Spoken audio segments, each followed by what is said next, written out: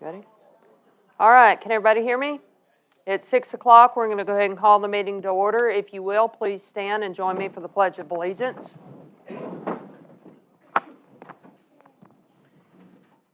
I pledge allegiance to the flag of the United States of America and to the republic for which it stands, one nation, under God, indivisible, with liberty and justice for all. Please remain standing for the invocation. Heavenly Father, we come before you today with grateful hearts as we gather for this Board of Director meeting. Thank you for the opportunity to serve our community and for entrusting us with the responsibilities of stewardship, leadership, and care. Lord, we ask for your guidance and wisdom as we discuss matters that affect the well-being of our community. Grant us unity in purpose, clarity in decision-making, and a spirit of cooperation and respect in all we do. We pray specifically over the financial matters before us. Bless the resources you have entrusted to our care. Help us manage them with integrity, accountability, and foresight.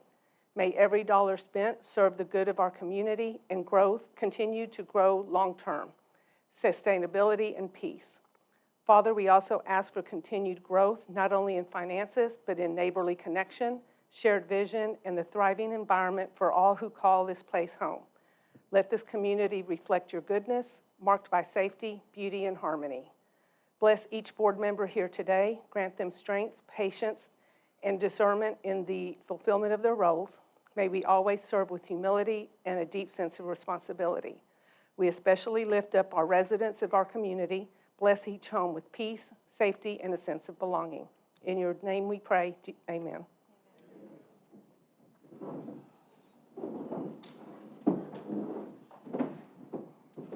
The first item on the agenda is consider the approval of the meeting minutes for the July 17th, 2025 open board meeting. Madam President, prior to consideration for the approval of July 17th, 2025 open board meetings, I would like to note a clerical error found in the posting of the draft version. In the header of the second page, the date was incorrectly shown as June 19th, 2025, as opposed to July 17th, 2025. With the change noted, I make a motion to approve the July 17th, 2025 meeting minutes with the corrected header of July 17th, 2025. Thank you, Eliana. We have a motion. Do I have a second? Second. All in favor, say aye. Aye. Aye. Any opposed? Motion carries.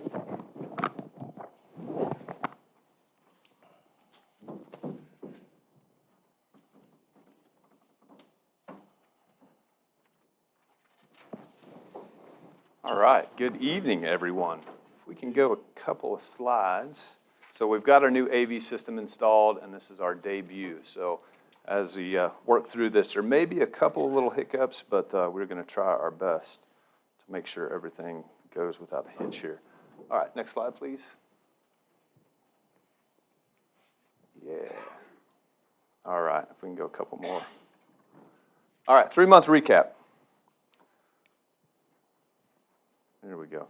All right, insurance renewals. So every year we go through insurance renewals. It's a pretty robust process considering everything that we have to insure here across the ranch. But just a little bit of background. When we get into the budgeting process for this, we're essentially working off of 7 known and 5 unknown months. So our policy renews on the 1st of August every year.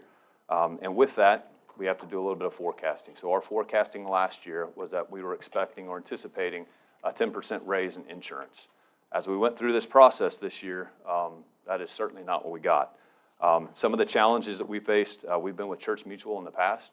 They were the primary holders of our inland marine policy, our property policy, our umbrella policy. All of our big policies were held by Church Mutual, and they elected to non-renew us this year due to wildfire hazard. So as we went back into the market, we shopped at Marketplace, we shopped Chubb, Liberty Mutual, LIO, FCCI, Hartford, Central Mutual. All of those companies declined our coverage. And that was for property, general liability, auto, our inland marine policy, and the umbrella policy. So what we were left with was AIG. They were the ones that stepped up to the plate and said, we'll go ahead and insure Holly Lake Ranch. But some of the restrictions that were noted for the declines were the gun range, And the golf course, of all things, exposure-wise, why the golf course, I don't know. But that was a big deciding factor for a lot of those folks. We're also seeing rising premiums. A lot of those are due to just the massive premiums that are being paid out. So we're seeing that across the marketplace. I think we've probably seen that in our personal insurance as well as business insurance. But the net was our 2025-2026 renewals resulted in a 56% premium increase. So we compare and contrast that to the anticipated 10%, and that puts us in a pretty rough spot. So let's look more specifically about this. What you're going to see on the graph up here, the expiring premium and then the new premium. So AIG stepped up for property, our general liability, and our inland marine. Our expiring premium was just a little over $85,000. Our new premium is $150,000. Commercial auto, AIG again, we were just under $13,000, and what we've got now is $38,000. We're not insuring any more, any less. Our deductible actually went up. So we had a $1,000 deductible at Church Mutual. Now with AIG plus $20,000 or so, we've got a $2,000 deductible. The commercial umbrella, AIG, again, we were paying just over $10,000, and we're now at $40,000.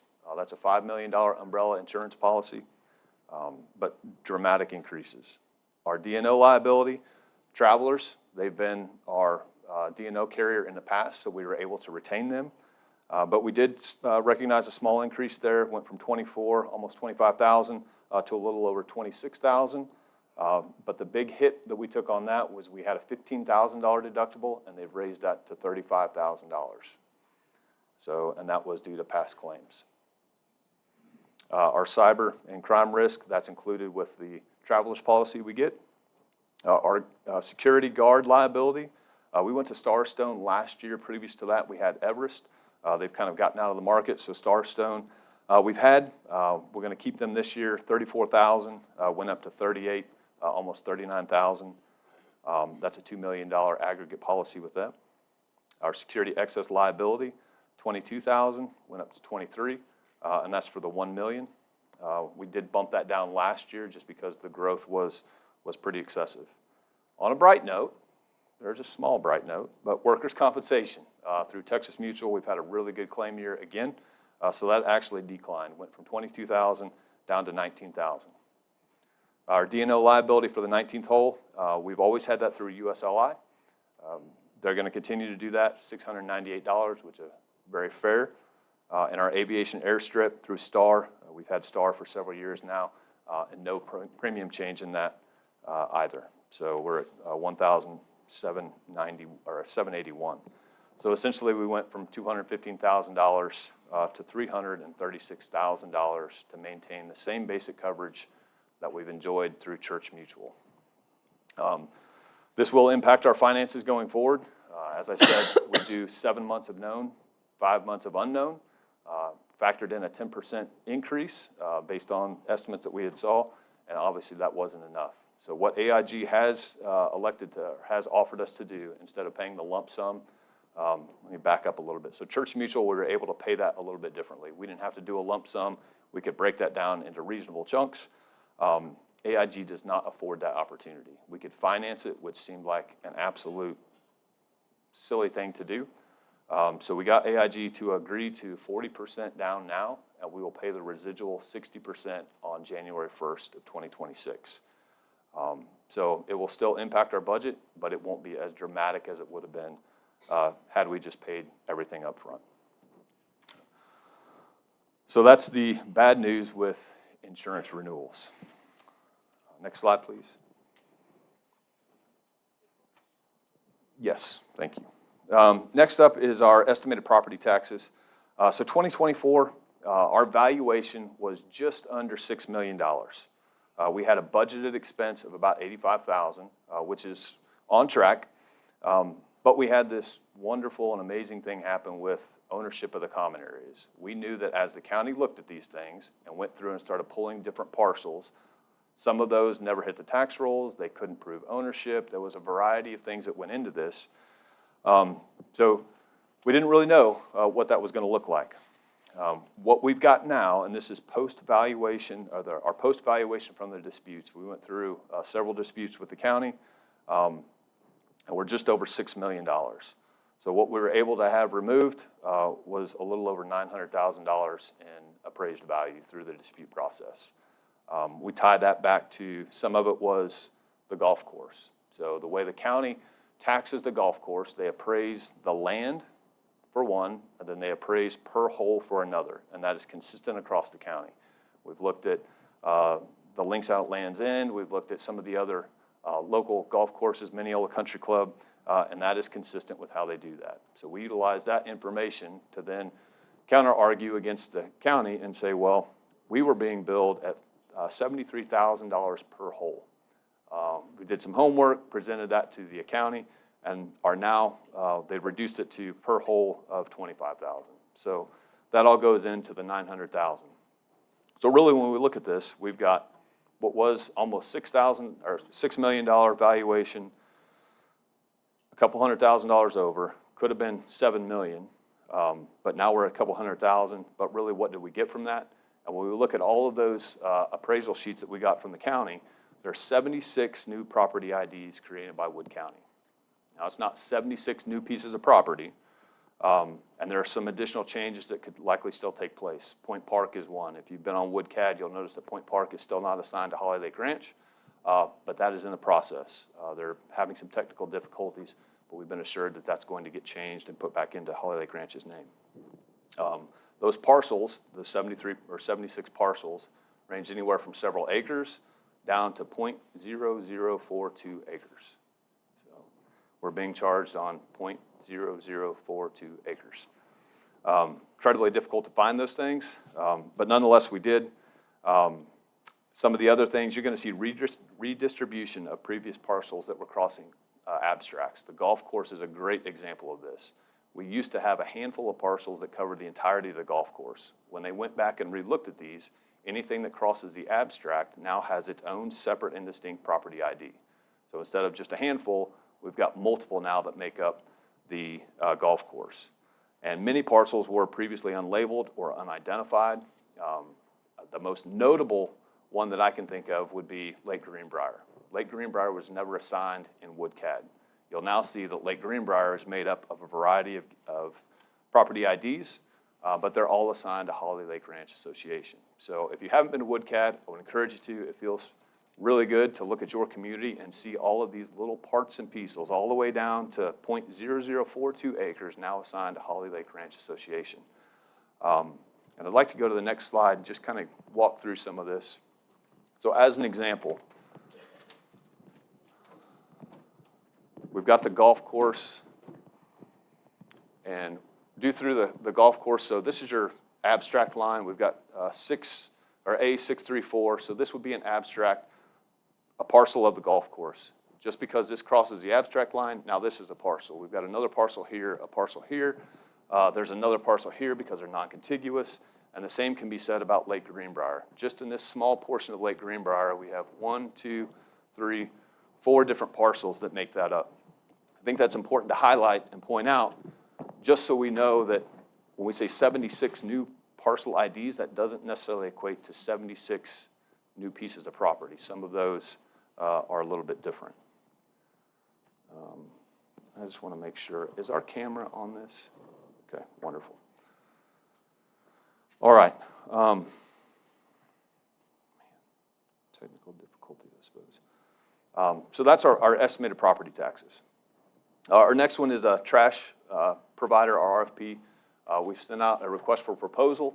If we go back a little bit, back in 2018, we signed a 7-year contract with Ameritex. They came out and bid the job. They were awarded the contract, but they sold that contract. They sold the company in 2022. There was a clause within that contract that gave it reassignability. So the purchasers of that, which was Live Oak Waste, assumed that through the assignment process of that clause within the contract. So we've had them since 2022, but that assignment clause is due to expire the 31st of December of this year. So in order to get ahead of our clause that would state that they're going to renew, we're in that RFP process now. As you can imagine, getting trash contractors out here, there's not a lot. We reached out to 5, 2 declined just based on location, but 3 did accept. So we're pending proposals from them at this point, but I would anticipate that there's probably going to be some type of cost increase. So as we went into the deal with Ameritex, there was a clause within their CPI, the Commercial Pricing Index, that would allow them to incrementally increase over the course of a year.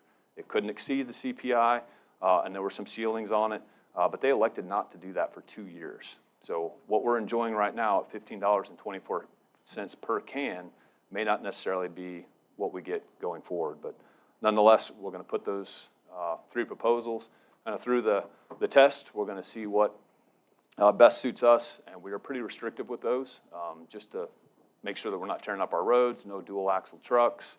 We don't want bright pink or orange trash cans. We'd like to have something a little bit, more neutral.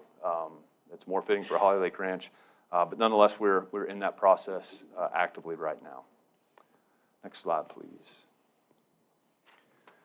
So as we go to the current focus, the Hoe property update. So just a background recap. We get a lot of questions about why is he allowed to drive on the road? Well, if we go back a couple of years ago, there was an access easement agreement that he bought when he bought that piece of property over there. It could have been just a contrast. We could have an access easement agreement, but the way Silverleaf structured that deal is he bought the 130 condos, the 100+ acres over there, and what he was afforded was an access easement agreement through Holly Trail East to be able to access his property. Again, that was granted by Silverleaf. We didn't have a dog in that fight. That was prior to the acquisition of the common areas, but I think it's important to note that he has that legally. He has the ability to utilize HLRD amenities for a fee. That was written into the purchase and sale agreement through Silverleaf that said that if he elected to, it didn't say he had to, it didn't say he got it for free, but it said if he elected to, he had to do it for a like fee.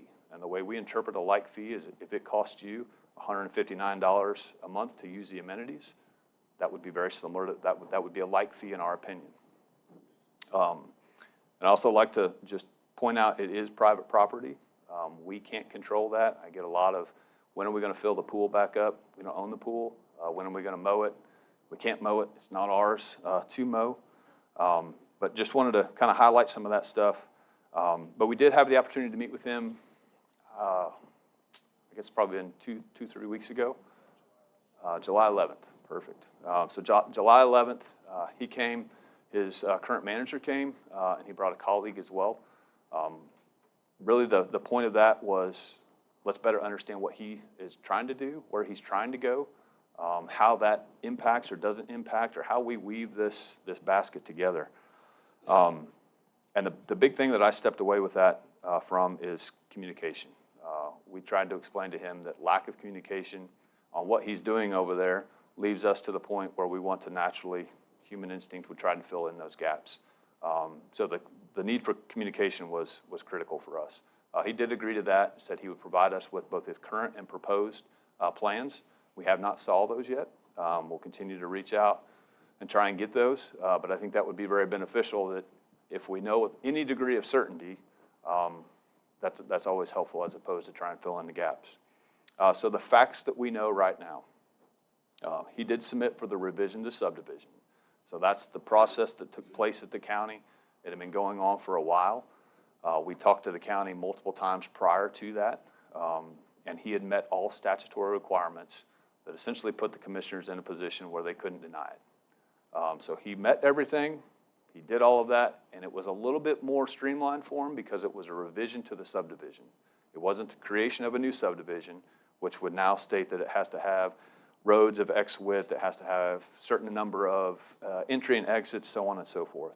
So his revision to subdivision was approved. And what that did is take that big area up front there that kind of borders Holly Trail East, and he parceled that out into small parcels that are now associated with each one of his structures. He is doing some repaving of the roads. He mentioned he was going to do all the roads over there, and he's also going to add some additional parking spaces for all the buildings. We specifically asked him, how is he viewing use of HLRA amenities? And he said he doesn't have a decision. He made reference to, I don't know what the folks that are moving in are going to want, but at that point he had made no decision. So don't really have clarity on that. The land clearing, it looks like it's a possible future development. He talks about it in terms of phases. So phase 1 is what he's doing up here with the existing structures and that small piece that is between kind of the wastewater management and the structures you can see from the road. That's included in phase 1. Phase 2 would be expansion. And that wasn't determined whether it was going to be small lots, big lots. None of that was communicated.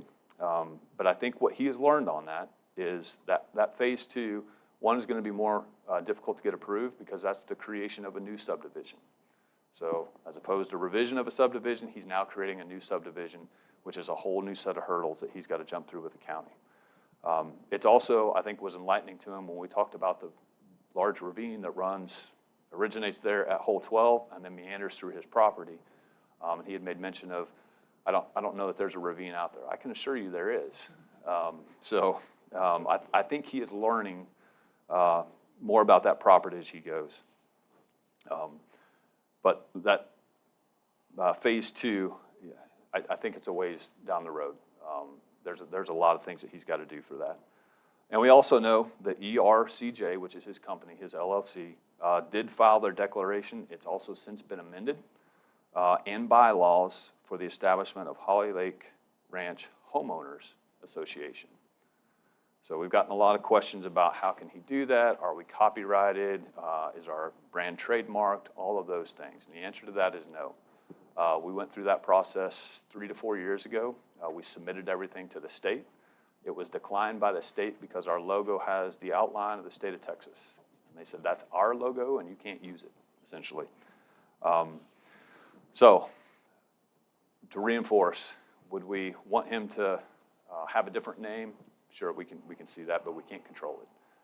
If you've had an opportunity to review his declaration, it's, I think, 86 pages. His bylaws are another 13 or 14. I've read through them. They are pretty substantial. They're pretty detailed. So if you haven't had an opportunity to look at that, they can be found online through Wood County Open Record Search, and you can review all of those things. So that's what we know about Mr. Ho and his property development across the road. Next slide, please. North Star has been a big focus for us. A lot of time and effort put in by Lindsay and Maria and the admin staff and just the staff in general to get this, what is concept for us, into the integration of multiple systems into something that, one, better supports you as the homeowner, but two, better supports us from an administrative standpoint. We had a representative out last week, and to be quite honest, we were supposed to go live, and we are not ready. We, I think, are ready. We are anxious and excited for this, but we ran into multiple hardware and software issues. Gate hardware wasn't necessarily, we didn't have all of the parts that we were assured that we had. We had printer issues with connectivity with existing devices that had already been evaluated, and we were assured that that was going to work. We had classification code issues within our software as we classified different memberships and be able to sort and do some different things. We had policy compliance issues with the program that most of it was supposed to be automated. A lot of that stuff had hiccups in it. So we made the decision to postpone because what we don't want is to implement now with a system that is substandard. I would rather wait, be able to provide orientations and familiarizations, which we had always intended to do, but we didn't have an operable system and we still don't. So our intent was to wait until the system was exactly what you're going to see instead of showing you some mock thing that's going to change, and familiarize with the characteristics of a mock system, and then you get something that looks completely different. It just sounds completely contrary to what we should be doing. We have talked to some of their higher up representatives. They are now fully aware of the issues that we're having, and they are Resolving those, we actually have a meeting with them tomorrow to find out our new plan of action and how we're going to achieve the scope of work that we all agreed upon. We will do member orientations and familiarizations that will be forthcoming, but again, I want to make sure that we have a completely operational system so that when we pull it up on the screen up here and show you the front side, the back side, the app, all the stuff that you can choose or not choose to utilize, I want it to be accurate. Our anticipated go live at this point is probably November. So not what we wanted, but again, do we implement with a substandard system or do we delay and implement with a good system? And I think delay and implement with a good system is the right answer. All right, next slide, please. Rolling through it. Is everybody all right? Goodness. All right. 3-month future focus. We are in budget season. So we've talked about this a little bit. We typically get a lot of questions about how does this whole budget process work? Like, why do you guys do it the way that you do it? Well, financial policies, procedures outline a lot of those things. We start as a staff in July. That looks a lot like departmental and directorate, the requirements phase. And really what we do is we identify needs. What are the requirements? What do we need to be able to provide the level of service that we're expected to provide? What are the cost estimates for those? What does it look like for assignment of priorities? We go through and rack and stack it. And then we construct a draft version 1. And that's one of many. Typically we get well into 10. Once we have that draft version, then we look at it from a revenue and expenditure model phase. We know what we need, but can we afford it? Is it the right call? Are there other priorities that we need to consider? So we compare and contrast those requirements to the revenue, and then we forecast the capital projects. Those big capital projects typically come from board restricted funds, but that also equates into this. And how does that look against our anticipated reserve balance? Are we cutting ourselves short? Are we continuing to grow in a rate that is responsible, or are we not? And then we evaluate the long-term growth. We balance those requirements with risk and liabilities. There are certain things that we can do and we can't do. If we elect not to, there's always a risk that goes with it, so we need to fully understand what those liabilities and exposures are if we don't do something. And then we consider opportunities. Those opportunities are things like development of common areas. It's addition of or refurbishment of an amenity. It's a variety of different things that make it better for you to live here. And then we'd really consider that balanced infrastructure needs with the member experience. So we could easily spend our entire budget on roads and drainage and erosion. We could do that in a heartbeat, but that's not what you want, right? I know everybody wants good roads, but we don't want to spend everything that we have to refurbish the roads and get the roads in a place where they're at. There's got to be some sense of enjoyment. If you can't play pickleball or go to the gym or sit in this hall or fish or whatever it might be, that dramatically decreases your level of your experience here, and arguably it's going to start to decline on some of those property values. So we are very deep into this process right now. We as a staff have until September. And that's the point where we give our final draft with input along the way from the board of directors. We give our final draft to the finance committee and board of directors so they can look at it and say, one, is it correctly done? But two, let's reconsider some of these priorities. Do we really need this? What is the cost benefit analysis of these things? Do we finance versus purchase? A variety of different conversations there. So that is squarely in our lap right now. And will be for a little while. Next slide, please. So common area development. You'll see on the board restricted funds, there is money set aside for common area development and common area improvement. Now, I want to preface, this is an example. So this is something that we can visualize.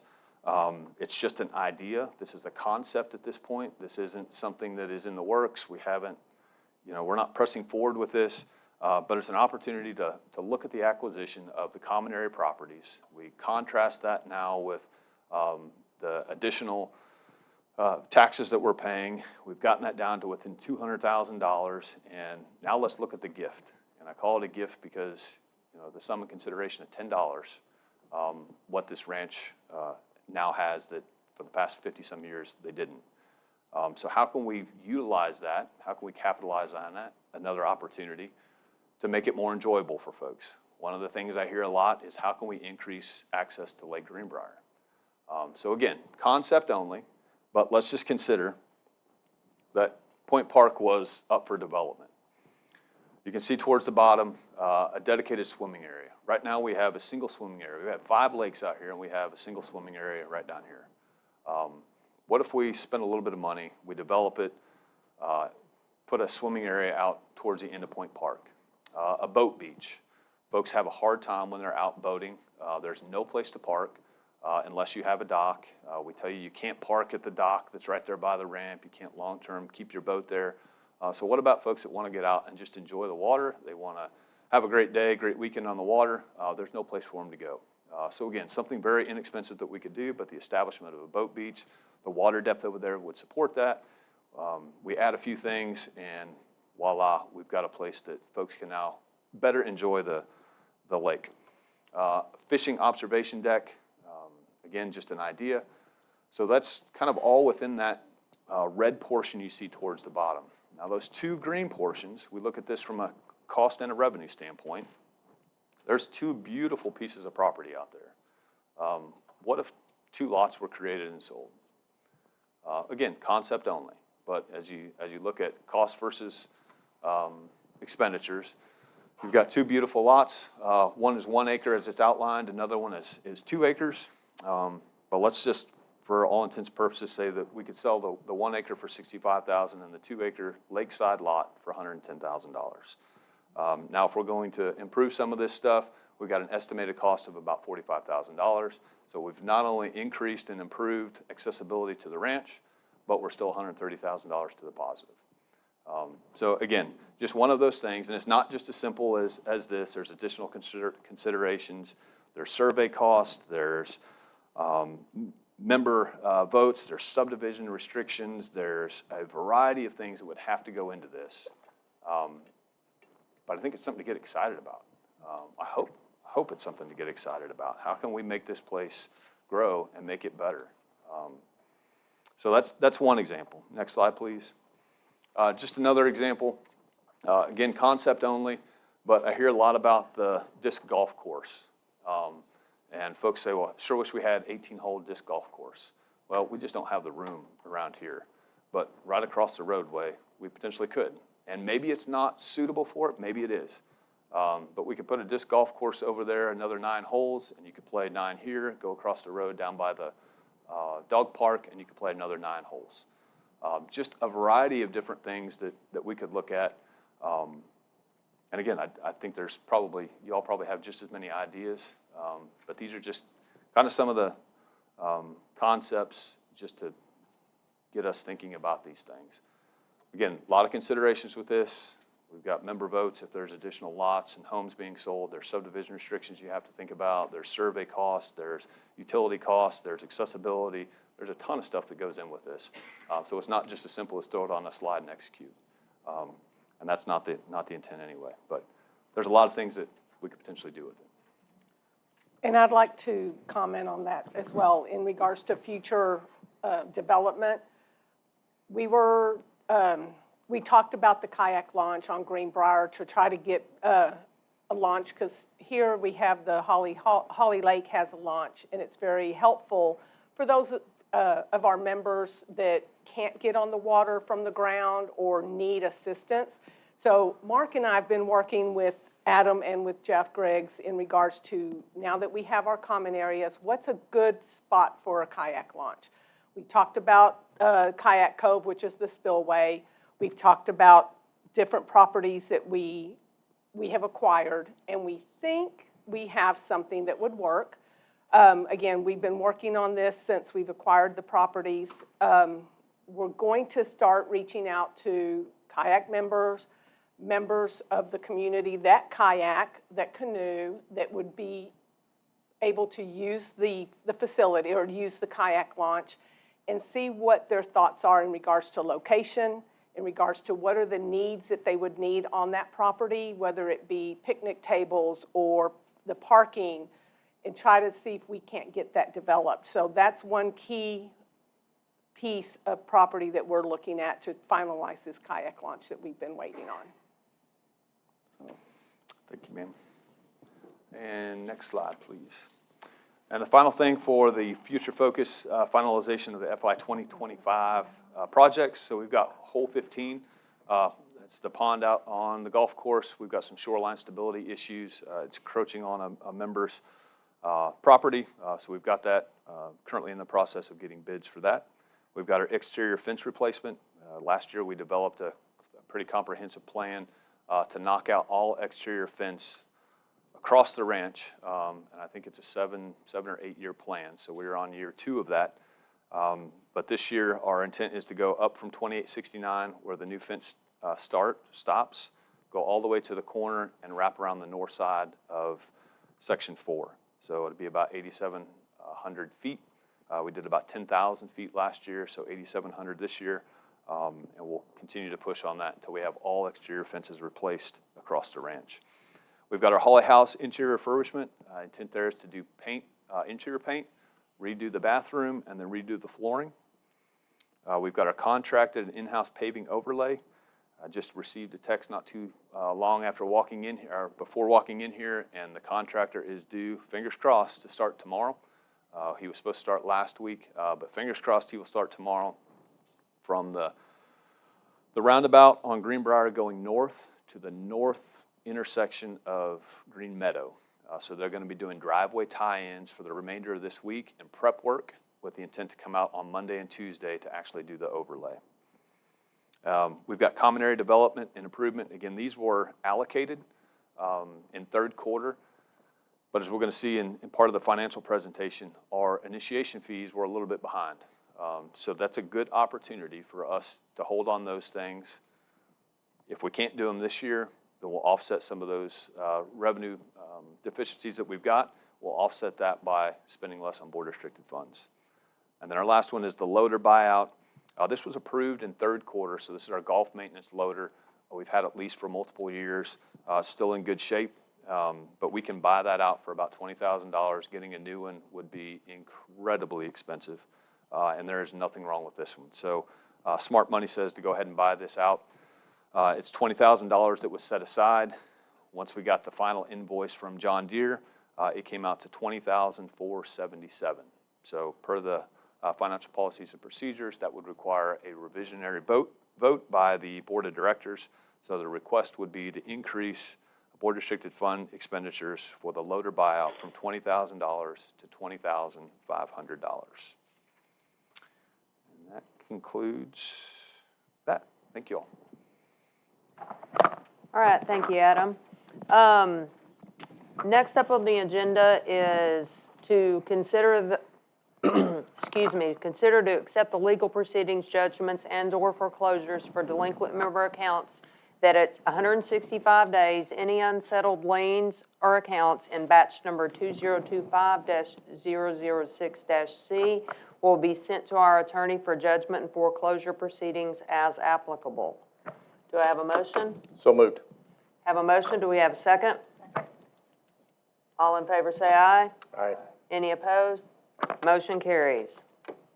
Next on the agenda is to consider the approval of the increase of third quarter board restricted funds for the loader buyout. The current amount is $20,000 and we're increasing that to voting to increase that to $20,500. Do I have a motion? Have a motion. Do we have a second? Second.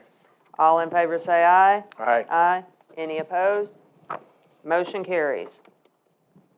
All right, at this time, we're going to go ahead and adjourn the open meeting, if we have a motion to do so. Have a motion. Do we have a second? Second. All in Good favor evening. say aye. Tonight, we're going to take an in-depth look at our financial numbers through June 30th. For total revenue, All in favor say aye. Aye. Any opposed? Motion carries. Meeting adjourned at 6:39 p.m. And now we will move into our financial town hall. Thank you, Lindsay, for the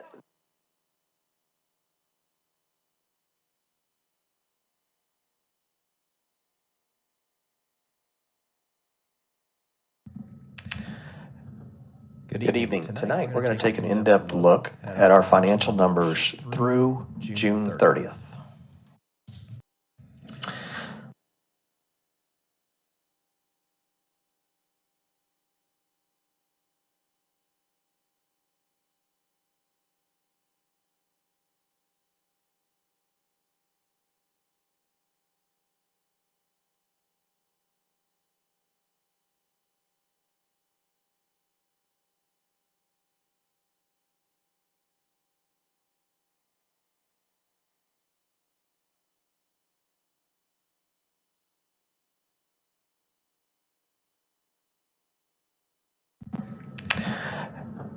Good evening. Tonight, we're going to take an in-depth look at our financial numbers through June 30th.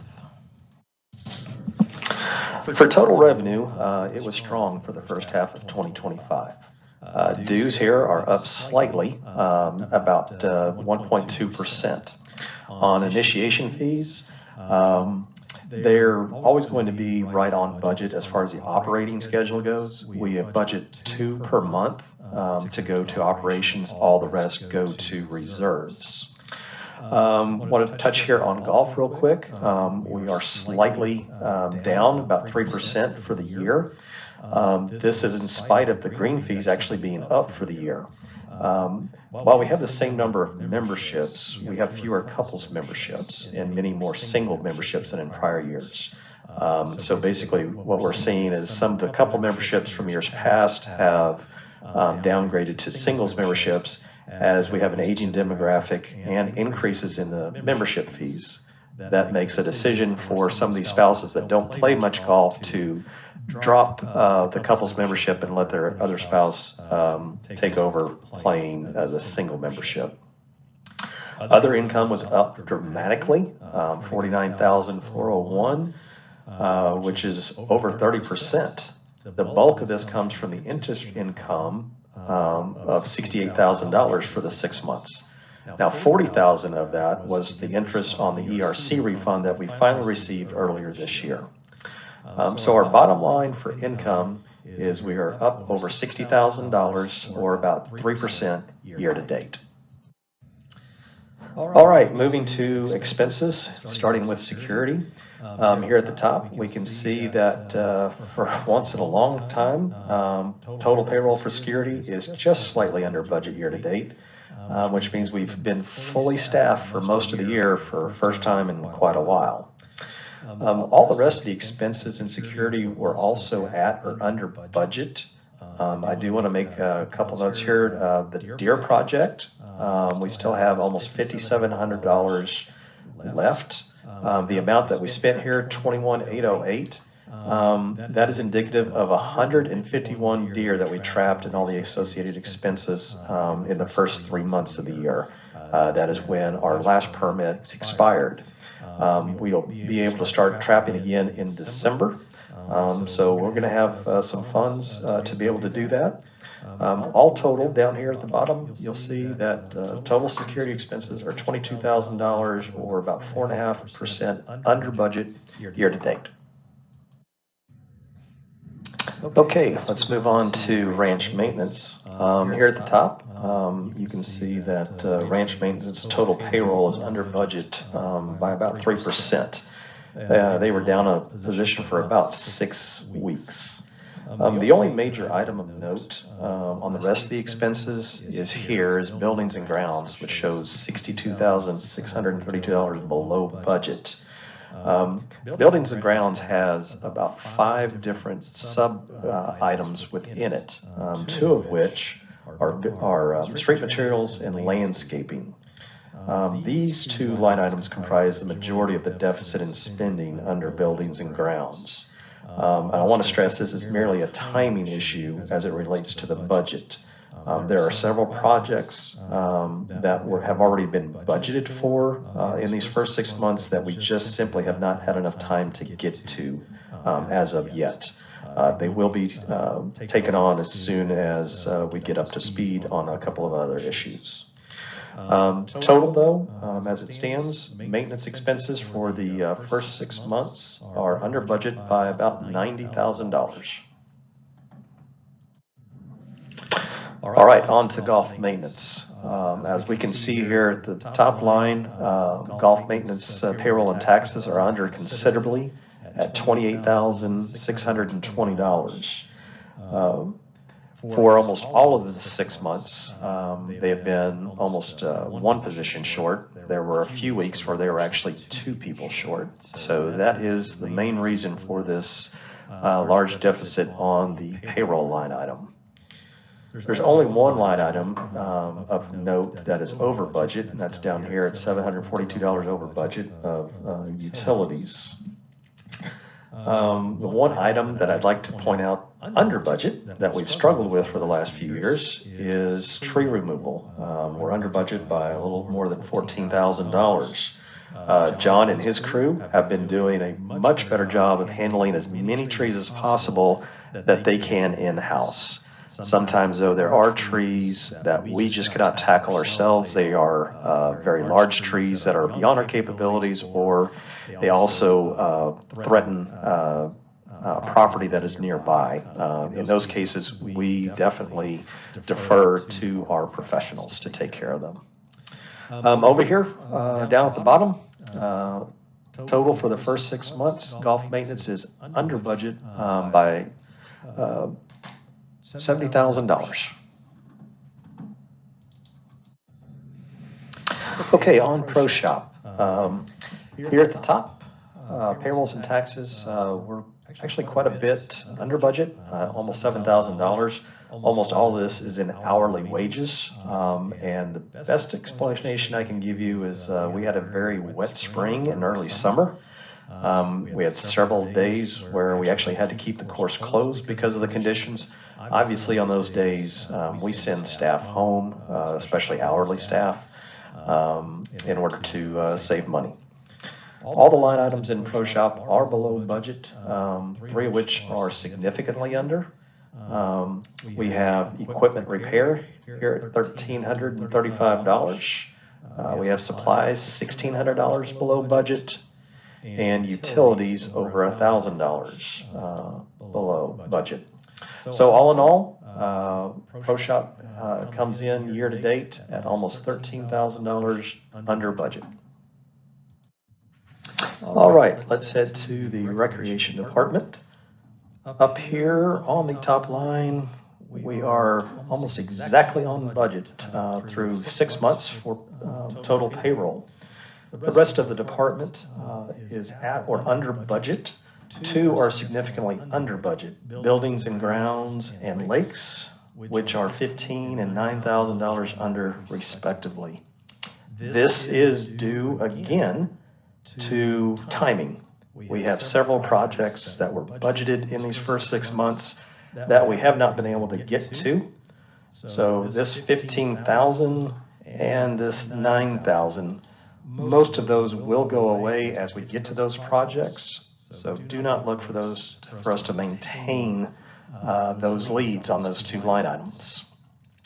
Also, we are significantly under on the supplies here at $6,600.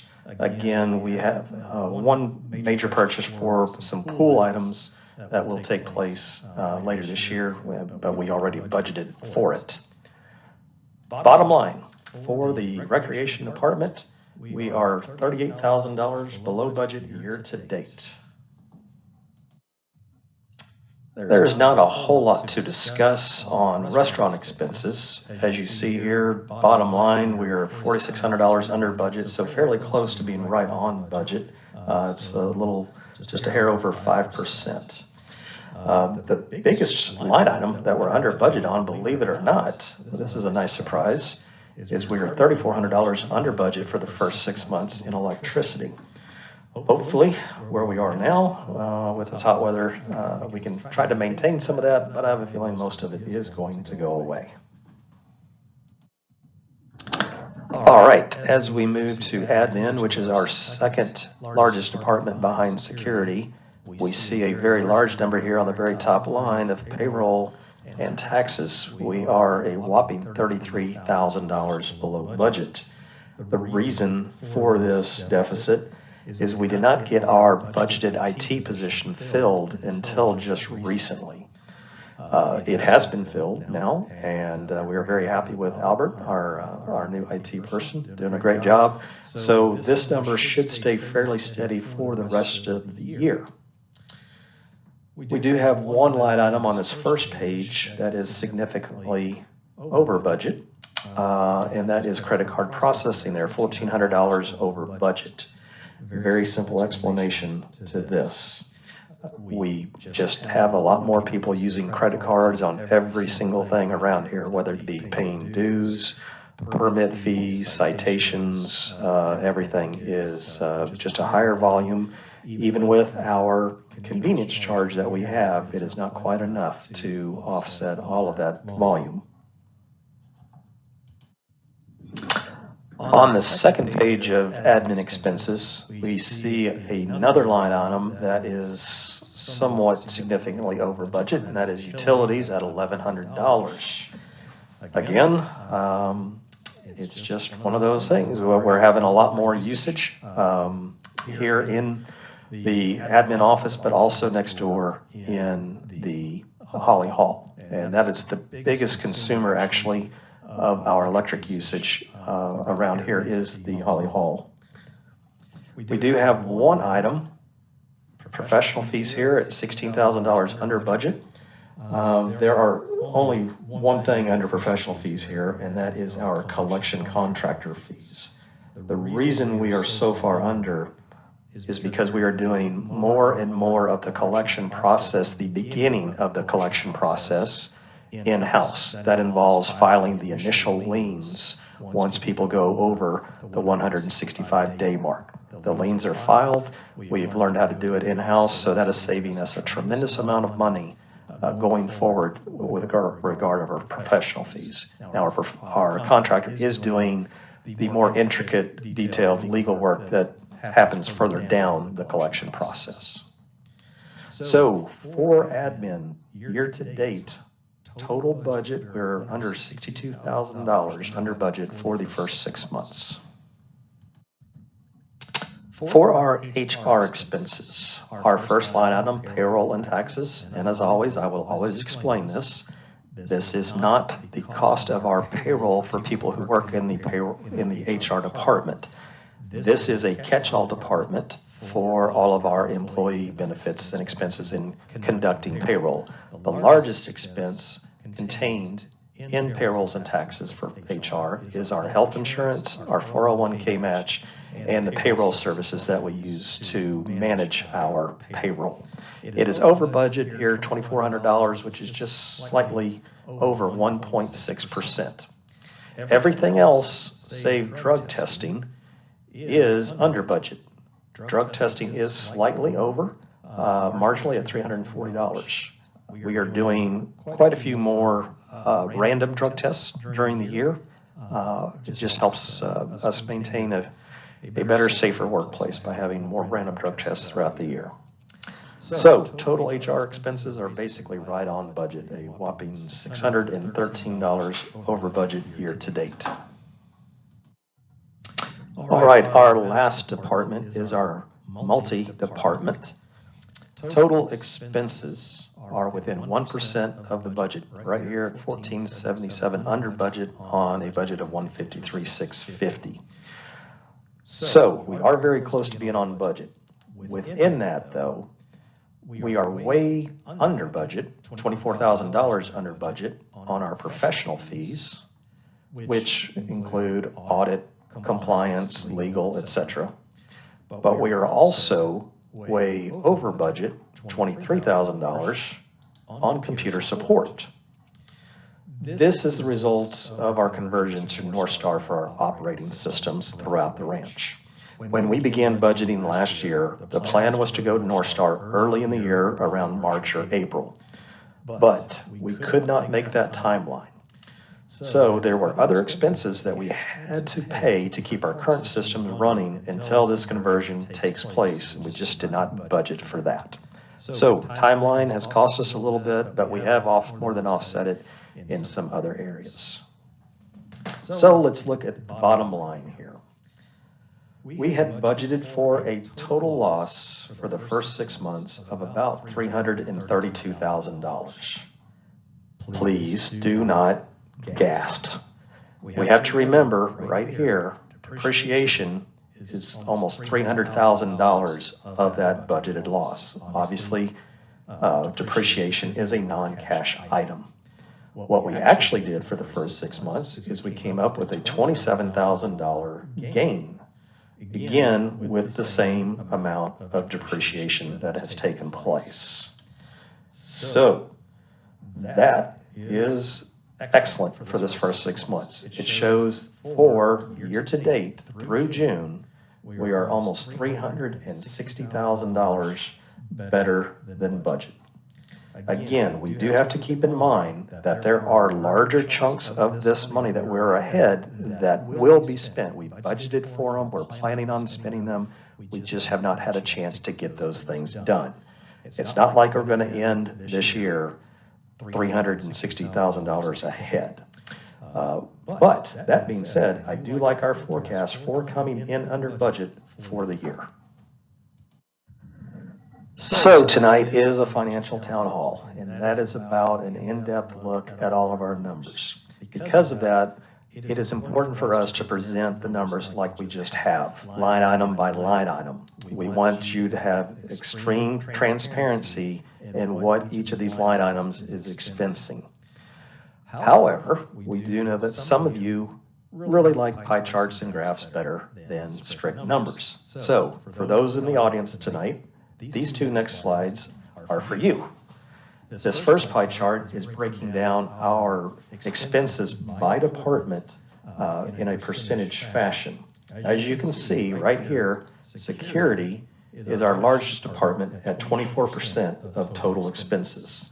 Our next largest, what I just said a couple slides ago, admin is at 17%, followed very closely by maintenance and golf maintenance at 15% and 13% relatively.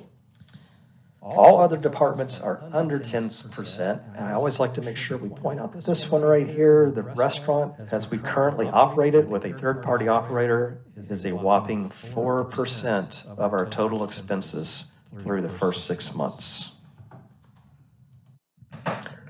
Okay, this second pie chart is going to show you a breakdown of expenses by type. So let's start here with the elephant in the room. Payroll and payroll taxes is 50% of our total expense. This includes salaries, wages, and all associated taxes and insurance. That's because, whether you believe it or not, this is a service organization. Our labor is always going to be right around 50% of our total expenses in order to manage this ranch. The second largest contributor is over here, and that's the combination of depreciation and property tax. Depreciation obviously is non-cash item like we've talked about before. Property tax is something we cannot get out of, just like you cannot get out of it. Through June, business insurances were right down here, 9% of total expense. But unfortunately, as we've heard earlier tonight, this percentage is going to go up dramatically before the end of the year. I wish there was something more we can do, but it is what it is. Don't we love that saying? Okay, so that concludes, for the most part, the P&L presentation. Let's move on to our schedule of board restricted funds usage. These are the reserve funds that we can only use when voted on by the board of directors in an open meeting. For the schedule this year, through June, we have only finished 4 of our scheduled BRF projects.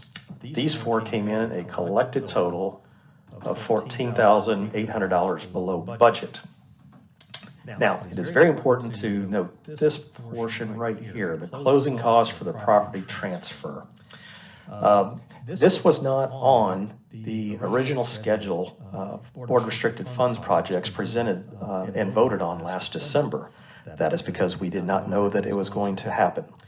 When Holiday Inn/Chevrolet finally told us that this was ready to go, the board sat down and tried to figure out how we wanted to pay for these closing costs. One idea was to use emergency reserves to pay for the closing costs, but it didn't really fit the definition of emergency. So when we looked at the total BRF schedule, we felt that we could reallocate some of the scheduled projected funds to accommodate this item. And that is exactly what they did, and they voted on it in an open meeting earlier this year. The video storage project for $15,000 was scrapped completely. It's just something that we don't really need to have this year and could put on the back burner. We then also reallocated $10,000 from the Holly Hall sound system project and another $10,000 from the Holly Hall kitchen reno. This allowed us to have a total of $35,000 to apply towards the closing costs. They came in well under that here at the $23,132. So for the board restricted funds that we have used in completed projects, again, we're $14,800 below budget. We never changed the total amount of board restricted funds voted on to happen this year. They're still at the $613,000 just with these new readjusted allocations. Okay, on this slide here, we are looking at all of the board restricted funds projects that are either in progress or yet to be finished. So, two of these items I would like to point out, the common area improvement and the common area development, one with a budget of 25, one with a budget of 50. Neither of those two projects have even been started yet. The reason being is because we are slightly behind in initiation fees for the year. If you remember me discussing this on the revenue slide at the very beginning of tonight, I talked about how we were right on budget and will always be right on budget for the operations side of the initiation fees. That's because the first two initiation fees each month go to operations. Anything after that is what goes to reserves to help fund all of these projects. Because we are slightly behind for the year, we want to hold these two projects in reserves. If we do not catch up on initiation fees by the end of the year, these two projects may be reduced or even eliminated from this year to help offset that shortage. The end goal being to keep our reserves at a level that continues to grow from year to year. We do not want our reserves going down just because we spent more than what we brought in. One last thing to note is right here, you see that the budget for overall projects is still the voted on $613,000. Projected finished of all these projects, if we did everything, is $595. So we would come in at about almost $18,000 below what we had budgeted for the year on board restricted funds projects. What you are looking at here is a schedule of our collections and aging across a one-year period. This first column shows all of our accounts in dollars. This top part is dollars. It shows all of the accounts that were 30, 60, or 90 days past due as of June 30th, 2024. In the second column, you'll see those same numbers from June of 2025. So over here is the difference. So we can see that we have made substantial improvement across the board and are $7,300 better as far as current aging goes with in comparison to June of 2024. The bottom part of this slide is exactly the same information up top except in total member accounts, total number of accounts as opposed to total dollars. And you'll see again, so the $7,200, $7,300 gain relates also to about 19 accounts. Now, it's the bottom two lines down here on this slide that are the eye-opening part. In 1 year, the total amount of collections increased over $600,000. Yes, that is a disturbing number. But the positive aspect is that we have all of these accounts firmly in the collection process, utilizing our legal and collections contractor to take the necessary steps to try and recruit these funds. We have already seen that play out on a couple of cases, a couple of accounts earlier this year. So, yes, that's a large number, but we are actively working on this and making progress. This last slide, yes, I said last slide, is like the last slide that we are comparing our cash position, our total cash position over a one-year period. June of 2024 here in this column versus June of 2025 in this column. As you see on this first line, our operating cash increased over $100,000 from last June to this June. That is remarkable growth within our operating account. We also saw a definite increase in the golf course reserves, a total of $17,000 over the 1 year. But the big mover and shaker on this slide is our principal reserves, up $675,000 from last year. Obviously, this was helped dramatically by the receipt of the remaining ERC refund of $312,000 earlier this year. The rest, though, was good old-fashioned hard work and discipline. So down here, this number right there, $3.667 million. Folks, we're getting closer to our initial goal of having enough total cash to operate the ranch for 1 year, which is about $4.5 million. Our ultimate goal is to have the amount in just the reserve accounts right here to be at that $4.5 million.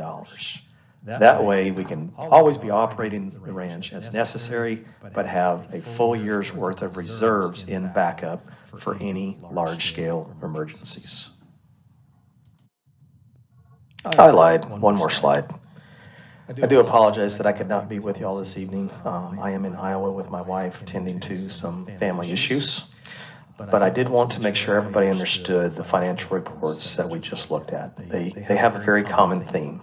And that is that we work incredibly hard to stretch your dollars in running this association. We do our best to create budgets that are fair, accurate, and realistic, and then we try as hard as we can to outperform them. And I think that's what you're seeing here represented tonight. Thank you very much for your attention. I hope you have a wonderful evening.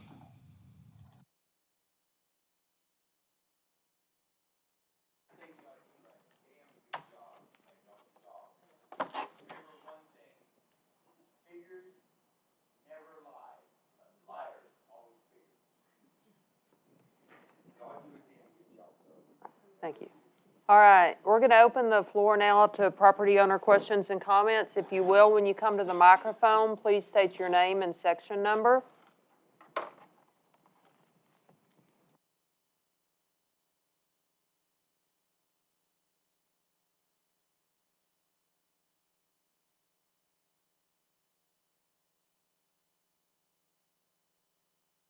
Moved over a little bit. It's over here in case you can't see it. All right. Well, I'm not going to, if we don't have any proper questions and comments, as we've already adjourned the open meeting, there is no need to adjourn the financial town hall, but y'all have a good evening. Thank you.